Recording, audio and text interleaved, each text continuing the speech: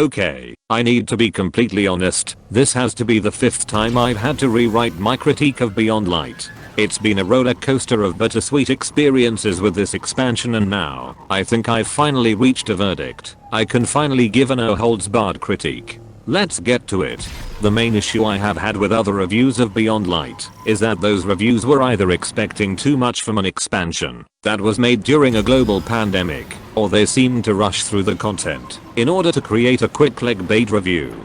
I sincerely believe that to make a proper review for any expansion, you have to go over every bit of it slowly and with a lot of thought to what it brings to the table, and in the case of Beyond Light, what it loses. First, the issue everyone won't stop complaining about, sunsetting.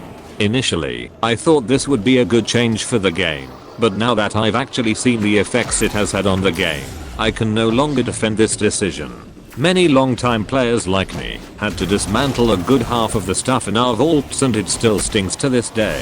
The symbolic importance of a lot of those sunset weapons have also been reduced, since every new Guardian can outright purchase them from the Monuments to Lost Lights kiosk. That means that they lose a lot of their symbolic worth, because none of the newer players will understand the amount of grind, skill, and dedication that was required to get some of those weapons.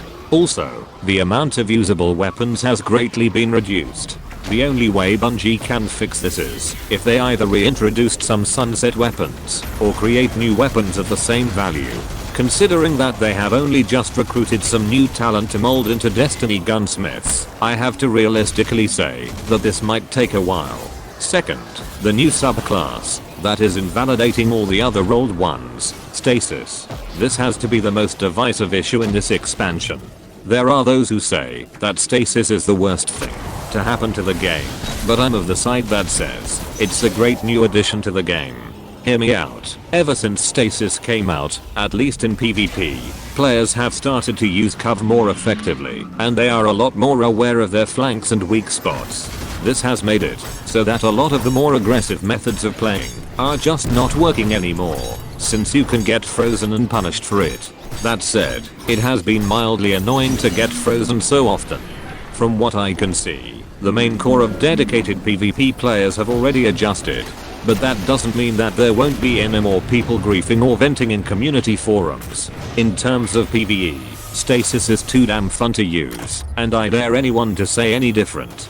The only issue I have is that, in terms of PvP, if you are not using a Stasis subclass, you are effectively handicapping yourself. The old Arc, Solar, and Void subclasses, while still incredibly powerful in their own right, can now be frozen mid-super, and that makes them so incredibly useless against Stasis. I miss getting team wiped by a bottom tree striker titan, or a spectral blades hunter.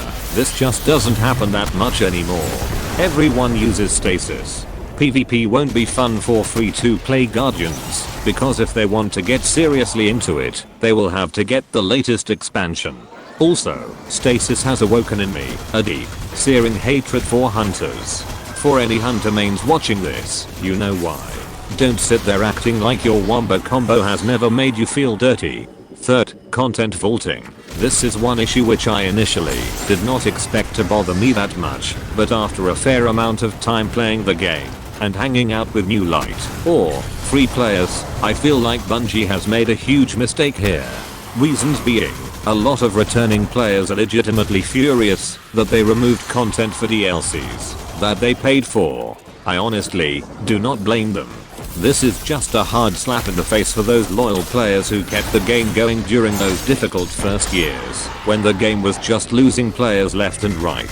Vaulting also means it leaves little to nothing for free players to do, aside from core activities. That means the game essentially strong arms them into buying the other expansions, and for those that play regularly, it significantly reduces the number of activities we used to enjoy. We have lost 6 destinations or planets, 5 game activities such as Menagerie and Reckoning, 5 raids, 13 Crucible PvP maps, 7 Vanguard strikes and 8 vendors. The only way to solve these issues is if Bungie churns out content to replace those activities, or readjusts them and brings them back, while keeping them accessible to free players. Thinking about this honestly gives me a headache.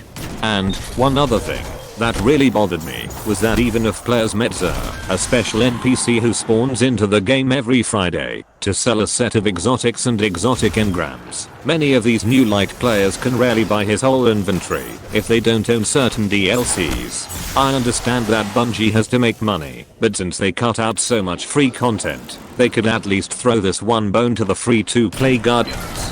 Bungie, if you incentivize free-to-play players to keep playing the game with great activities and rewards, they are twice more likely to shell out and get the DLCs.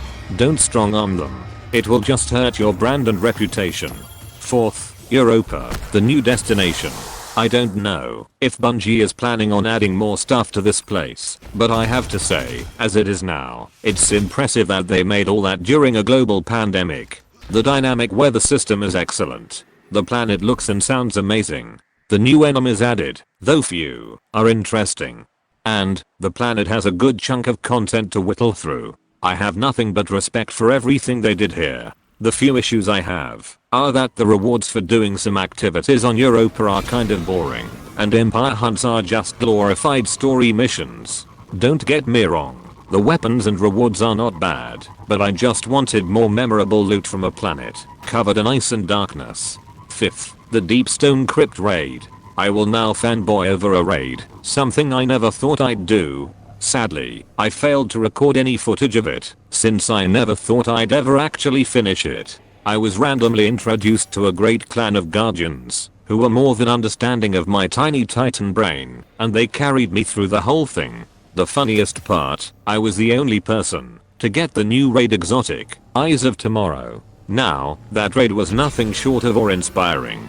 I could tell that a good deal of their energy went to designing that raid.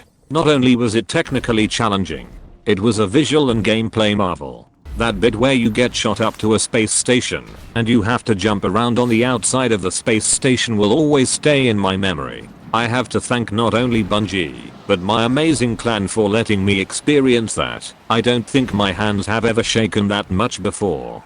Everyone needs to give this raid a try. It is a little complicated at first, but the mechanics are surprisingly simple when you write it down. Also, the raid exclusive weapons are the sexiest weapons to ever exist in this game. They combine looks with some really inventive new perks and lethality. 6th, balances and other changes. There are plenty of other YouTubers that have created content on this, but I'll go through it briefly. The new kiosks are a welcome change, but I feel like some of the prices for old exotics are a bit much, especially considering how many players will still need to buy DLCs to get access to certain exotics in the first place. The new light player tutorial experience is also a huge improvement, but I feel like new players don't necessarily read through all the text. The loot pool changes are good, but far from what it used to be. The new balanced gambit is a lot more fun, while not taking as long. I'm not a gambit player, so I'll leave it at that. The restricted playlists in Crucible are clean, but it's the rewards that I have the most issue with. I think Ascendant Nomad did a phenomenal job restructuring the PvP loot incentives. Bungie should listen to him. Lastly, let's get back to the issue of hackers. A lot of streamers and YouTubers don't have to go through the pain of being match-made into Southeast Asia servers. Let me just say that going after perfect aim has not stopped hackers. There's still a huge number of them plaguing Crucible activities. This deserves its own video. A lot of my playtime has been in PvP modes, and it is annoying and infuriating that hackers have so much freedom here. Unless the devs take this issue more seriously and take a more unforgiving approach, they will lose a large chunk of their player base. They need a good enough anti-cheat like BattlEye to keep things in control.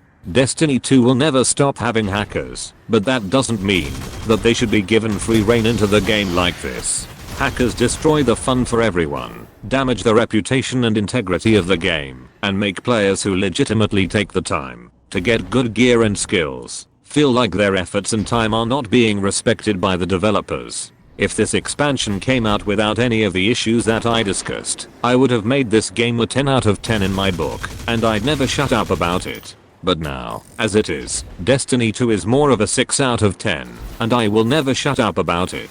So there you have it, my final review of Destiny 2 Beyond Light. After a good deal of time and effort put into it, I don't depend on this game for my income, nor am I sponsored by Bungie or any other source affiliated to them. Everything I say comes from my personal experience. I really hope that Bungie keeps listening to their community, because there are a lot of passionate players out there who have given some valuable input on how to fix certain parts of the game. I have tried my best to give a rambling, impartial and objective view of the game.